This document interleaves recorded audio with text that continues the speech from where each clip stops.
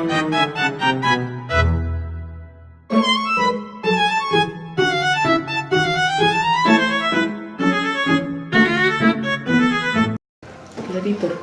Halo. Terima kasih untuk yang pertama-tama saya ucapkan karena udah ngundang saya untuk datang ke sini. Makasih juga ya udah ngeluangin waktu buat datang ke sini. Untuk pertanyaannya jangan yang terlalu susah ya. Iya, tenang aja, pertanyaan kita simpel-simpel aja. Nah, jadi kan sekarang kamu lagi terkenal nih karena perusahaan ayammu yang lagi naik daun. Nah, gimana sih perasaan kamu ketika sadar bahwa orang-orang itu jadiin kamu motivasi dan inspirasi di dalam kehidupan mereka gitu? Oke. Kalau pertanyaan tentang perasaan ya, yang pastinya saya merasa bangga sekaligus senang dan juga ada perasaan nggak menyangka atas proses yang telah saya jalani ini bisa sampai sekarang ini. Ya. Oke, tapi ada nggak sih yang membuat kamu terinspirasi sehingga kamu memilih bisnis ayam itu? Oke, kalau soalnya tentang apa yang membuat saya kepikiran untuk berbisnis ayam ya, itu sebenarnya sebuah kebetulan saja di mana orang tua saya waktu itu punya sebuah ruko kosong nih. Ruko kosongnya itu disewakan ke orang lain, tapi kebetulan waktu itu saya lagi nyari kerja. Nggak ada peluang yang membuat saya bisa kerja. Jadi saya itu memanfaatkan ruko kosong itu dan izin kepada orang tua. Kebetulan dikasih ruko kosong itu secara gratis. Jadi saya memanfaatkan untuk berbisnis ayam saja. Kalau untuk inspirasinya, saya lihat-lihat saja sih seperti toko-toko besar yang membuat ayam bisa sukses. Salah satunya seperti KFC itu. Dan memang suksesnya itu sukses dalam bisnis yang skala besar ya, sampai terkenal di beberapa negara gitu. Menginspirasi banget ya. Aku jadi penasaran nih gimana proses kamu bisa mencapai titik ini. Boleh dong kamu ceritain sedikit tentang perjalanan hidup kamu? Oke, jadi ceritanya ini dimulai waktu saya masih kecil, waktu saya masih bayi tepatnya di situ. Saya udah tinggal sama bapak saya nih, dimana orang tua saya dari pihak ibu ini tinggal di Padang ya. Jadi waktu saya baru bayi, saya dipindahkan ke Jakarta oleh orang tua saya. Jadi kenapa ayah kamu pindah ke Jakarta waktu itu? Oke. Jadi pertanyaannya, jadi kenapa waktu itu bapak saya pindah ke Jakarta? Nah, ini karena faktor mencari kerja. Ada lowongan kerja di Jakarta. Itu kebetulan saja hanya ada pada di Jakarta. Jadi waktu itu di Padang masih belum ada nih. Jadi orang tua saya, bapak saya khususnya di situ pindah dari Padang menuju Jakarta. Ya, jadi kurang lebih kesimpulannya waktu itu ada lowongan kerja di Jakarta. Kebetulan ayah saya waktu itu masih belum kerja, jadi dia ambil lowongan kerja di Jakarta itu. Jadi terpaksa ayah saya di sini pindah dari Padang ke Jakarta. Loh, kenapa kok kamu malah ikut ayahmu ke Jakarta daripada tetap di Padang saja?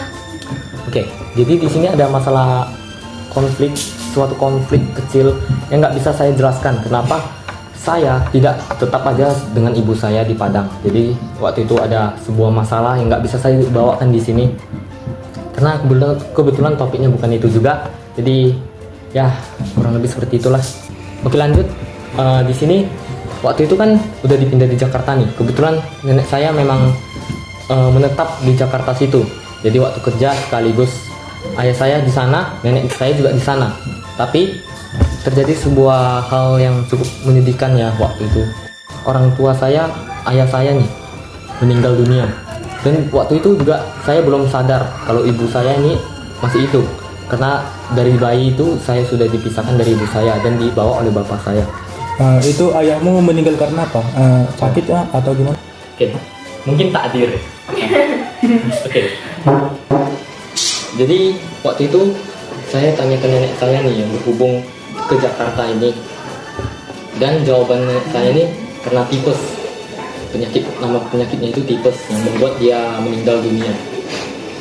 Nah, setelah ayahmu meninggal, ada nggak sih inisiatif bagi nenekmu atau ibumu untuk berkomunikasi gitu? Kayak misalnya ibumu nanya gimana keadaanmu, kabarmu, atau seperti itu. Oke, yang pastinya ada. Tapi di waktu itu saya umurnya masih kecil, jadi saya tidak tahu bagaimana hubungan dengan nenek saya dan ibu saya. Terlebih lagi, seperti yang udah saya bilang tadi di awal, saya tidak tahu keberadaan orang tua ini, ibu saya ini di mana, dan apakah ibu saya ini masih hidup atau sudah tiada. Jadi hubungan nenek saya dengan ibu saya waktu itu saya kurang tahu, tapi yang pastinya mungkin ada. Ibu saya tanya ke nenek saya, kabar saya itu gimana di Jakarta sana, apakah baik-baik saja atau enggak, pasti ada. Jadi waktu itu setelah ayah saya meninggal, di sini cerita berlanjut dimana saya waktu itu udah gak ada ayah nih. Ibu saya jauh, jadi yang rawat saya siapa sampai bisa besar sekarang ya, itu yang rawat saya itu nenek saya. Karena waktu itu nenek saya juga di Jakarta, jadi ya kurang lebih gitulah, ayah saya sudah gak ada dan yang rawat saya udah pasti nenek saya. Lanjut, saya di sini dibesarkan sampai 15 tahun.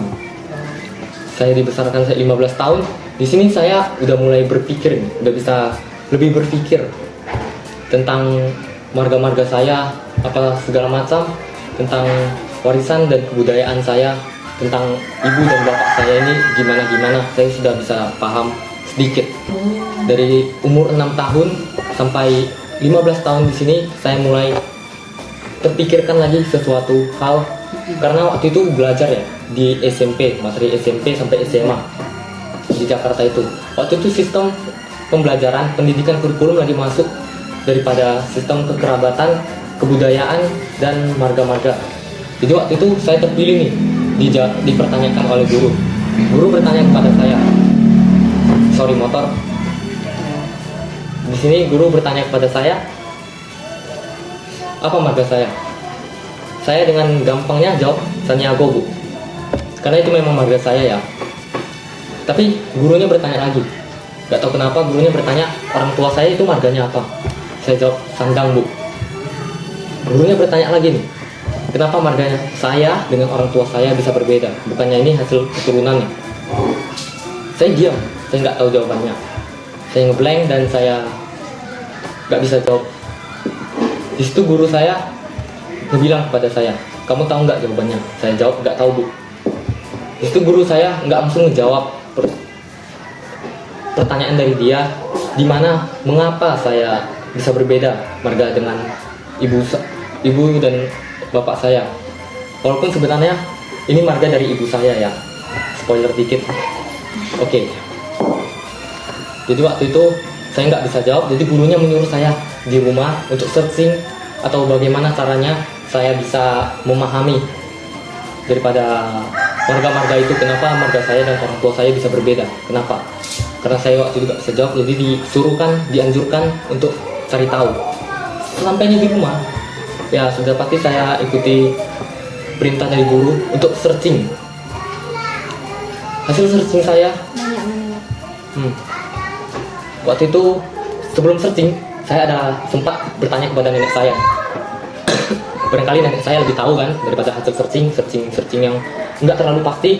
Jadi di situ saya tanya dulu nenek saya, kenapa marga saya dan bapak saya ini bisa berbeda. Waktu itu saya nggak tahu ibu saya marganya apa, ibu saya marganya apa, saya nggak tahu. Saya cuma tahu marga ayah saya itu Sandang. Dan kenapa marga saya Taniago. Saya tanya, Nek, kenapa marga saya dan ayah saya bisa berbeda? Apakah ada faktor yang mempengaruhinya gitu? Nenek saya waktu itu menjawab, sebenarnya marga kamu itu dibawa dari marga ibu, yaitu matrilineal. Saya nggak tahu nih matrilineal apa. Saya mau tanya lagi, tapi saya kurang dekat dengan nenek saya waktu itu. Jadi saya malu bertanya. Akhirnya saya memutuskan untuk mengambil ponsel, menghidupkan HP dan melakukan searching di beberapa media sosial tentang matrilineal ini.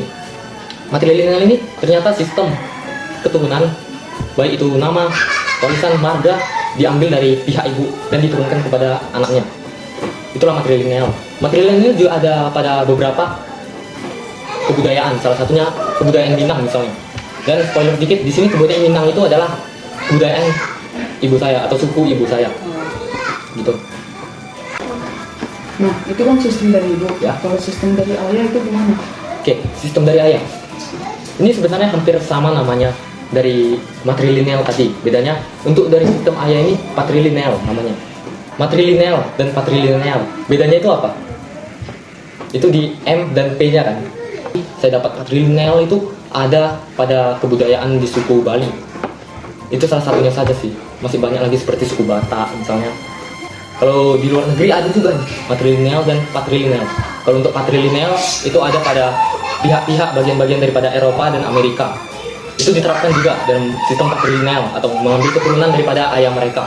Kalau untuk matrilineal ada juga, pastinya ada juga, yaitu dalam suku Muso kalau nggak salah, seingat saya waktu itu ya, itu ada pada bagian Tiongkok. Di situ nenek saya bilang kalau kamu mau tahu lebih lanjut lagi tentang kebudayaan kamu, itu kamu bisa datangi Sumatera Barat, ibu kotanya Pak di Padang.